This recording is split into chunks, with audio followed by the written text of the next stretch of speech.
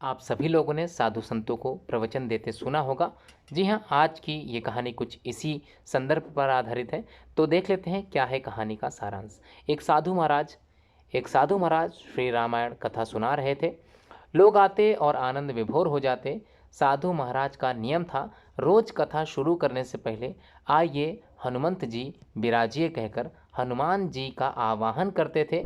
फिर 1 घंटा प्रवचन करते थे। एक वकील साहब हर रोज कथा सुनने आते।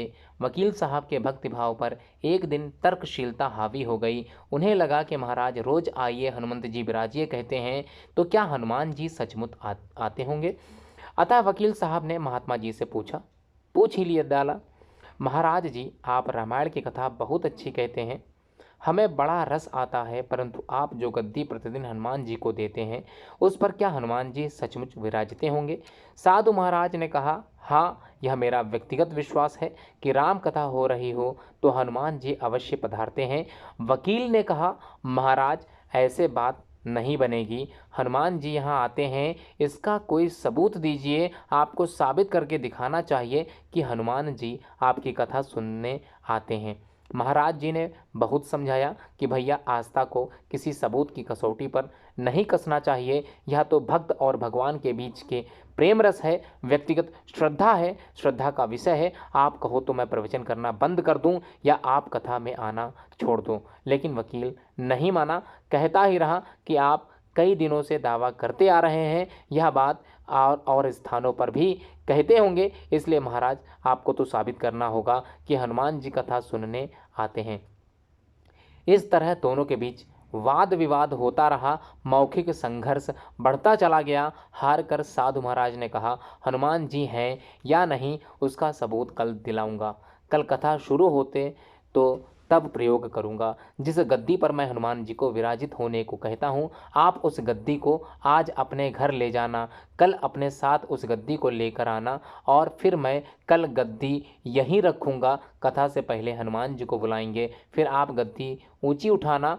यदि आपने गद्दी ऊंची उठा दी तो समझना कि हनुमान जी नहीं है। वकील इस कसौटी के लिए तैयार हो गया। महाराज ने कहा, हम दोनों में से जो पराजित होगा वह क्या करेगा इसका निर्णय भी कर लें, यह तो सत्य की परीक्षा है। वकील ने कहा, मैं गद्दी ऊंची ना कर सका तो वकालत छोड़कर आपसे दीक्षा ले लूंगा। आप पराजित हो गए तो क्या करेंगे। साधु ने कहा, मैं कथा वाचन छोड़कर आपके ऑफिस में चपरासी बन जाऊंगा। अगले दिन कथा पंडाल में भारी भीड़ हुई।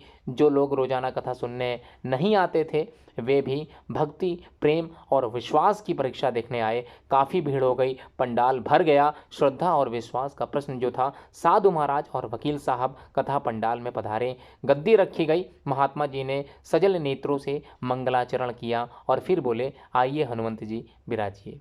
ऐसा बोलते ही साधु महाराज के नेत्र सजल हो उठे। मन ही मन साधु बोले, प्रभु आज मेरा प्रश्न नहीं बल्कि रघुकुल रीति की परंपरा का सवाल है। मैं तो एक साधारण जन हूँ, मेरी भक्ति और आस्था की लाज रखना।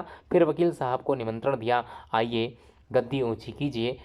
लोगों की आंखें जम गईं। वकील साहब खड़े हुए।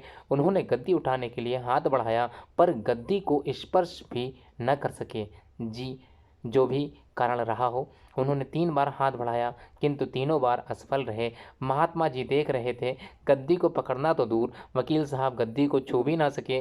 तीनों बार वकील साहब पसीने से तरबतर हो गए। वकील साहब साधु महाराज के चरणों में गिर पड़े और बोले, महाराज गद्दी उठाना तो दूर, मुझे नहीं मालूम कि मेरा हाथ भी गद्दी तक नहीं पहुंच पा रहा है, अतः मैं अपनी हार स्वीकार करता हूँ।